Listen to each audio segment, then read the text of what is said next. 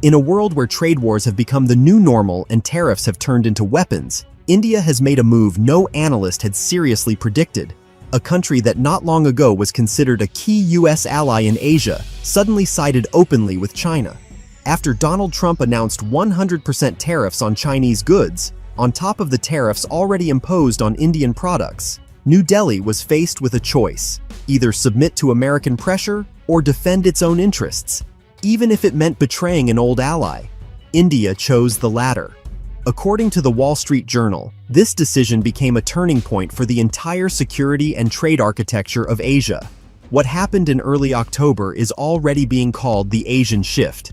At a closed-door summit in Shanghai, the Indian delegation led by the foreign minister signed a strategic partnership agreement with China that provides for mutual economic support under external pressure. In effect, this means India is now ready to coordinate its trade and technological measures with Beijing against Washington. Reuters, citing sources in China's foreign ministry, reports that the talks had been underway since late August, and India's key demand was access to Chinese supplies of rare earth minerals and high-tech components. For many in Washington, this came as a shock. Only a few years ago, India was seen as the main counterbalance to China in Asia, and a member of Quad, the strategic alliance between the United States, Japan, Australia, and India, aimed at containing Beijing. But that alliance has effectively collapsed. The Economist notes that many blame Donald Trump for this outcome. His decision to impose tariffs on Indian goods, ranging from pharmaceuticals and textiles to software, was seen in New Delhi as a betrayal. According to the official White House version, these measures were meant to restore fairness in the trade balance. Trump claimed India had abused trade benefits, exporting goods to the American market without opening its own in return. But in New Delhi, this was seen as an insult. Prime Minister Narendra Modi, who had spent a decade building bridges with Washington, did not hide his frustration. According to the Hindustan Times, at a closed meeting he stated, "America cannot treat India like a junior partner. We will not be a colony of the 21st century." India's response came swiftly. Just a week after the tariffs were imposed, New Delhi announced it was withdrawing from several joint programs with the United States, including deliveries of military electronics and satellite components. Moreover, India canceled several large orders for Boeing aircraft and froze talks on building a Tesla plant in the country.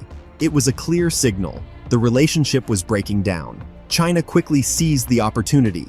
Beijing offered India a new framework for cooperation, an energy and technology alliance under which both countries would gain access to each other's resources and technologies.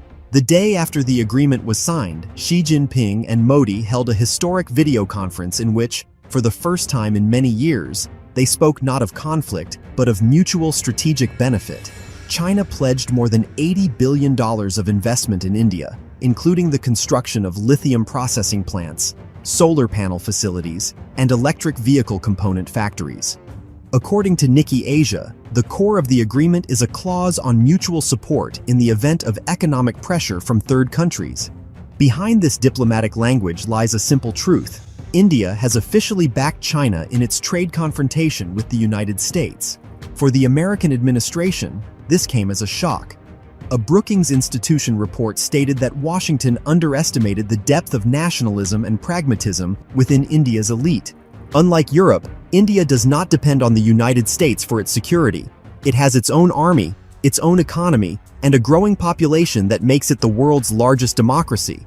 And now, this democracy has decided it is more profitable to side with Beijing than with Washington.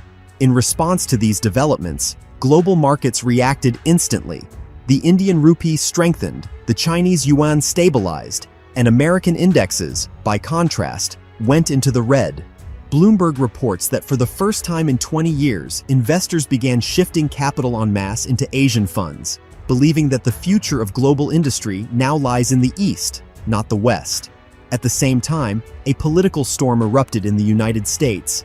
Congress accused Trump of using tariff diplomacy to dismantle long-standing alliances. The Democratic Party leader declared that the president single-handedly destroyed the U.S.-Asian strategy. Even within Republican circles, doubts are growing. According to Politico, some senators consider the sanctions against India a geopolitical act of self-destruction. Meanwhile, India is undergoing historic changes. Across the country, rallies in support of independent economic policy are taking place. National TV networks display slogans, "India chooses Asia, not America." Universities are discussing the idea of creating a new Asian century in which India and China would act as equal partners. On the international stage, New Delhi has begun to behave with new confidence.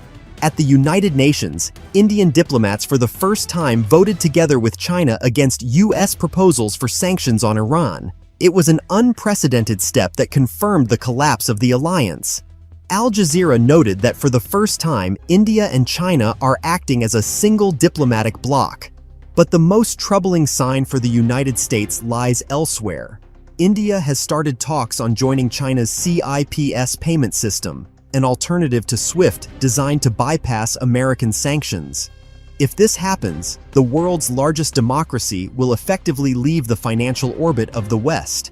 It would be a disaster for the dollar. According to the Financial Times, Trump held an emergency meeting with the Treasury Secretary and the National Security Advisor. The agenda was simple: how to bring India back. But according to sources, all the options on the table seem too late. The White House does not hide its frustration.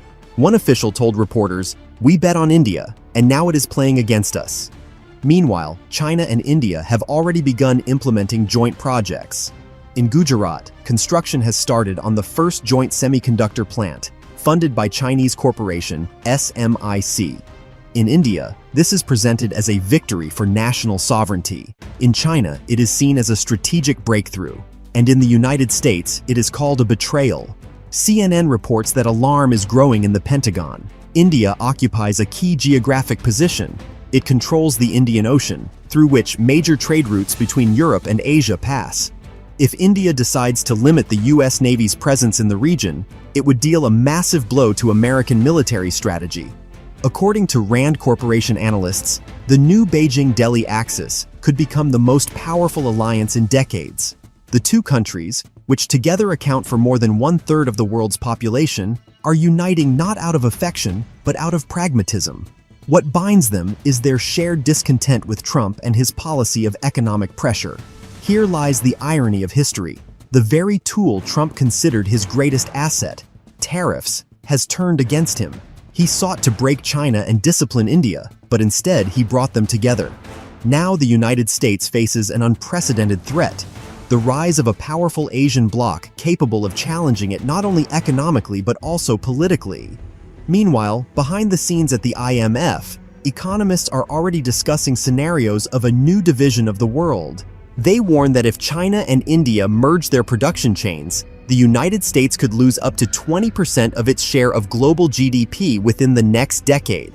According to the World Bank outlook, this shift would reshape the entire global financial architecture. Meanwhile, Trump, as always, chooses offense. He declared that India is making a huge mistake and promised severe consequences. But this time, his words sound uncertain. The world has changed. The United States is no longer the only center of power. India, which for years balanced between Washington and Beijing, has finally made its choice. And now, according to Asia Times analysts, the world is entering an era of dual East, where China provides technology and India provides people, markets, and political legitimacy. As the Financial Times notes, this moment could become a historic turning point. The world where America dictated the rules is fading into the past.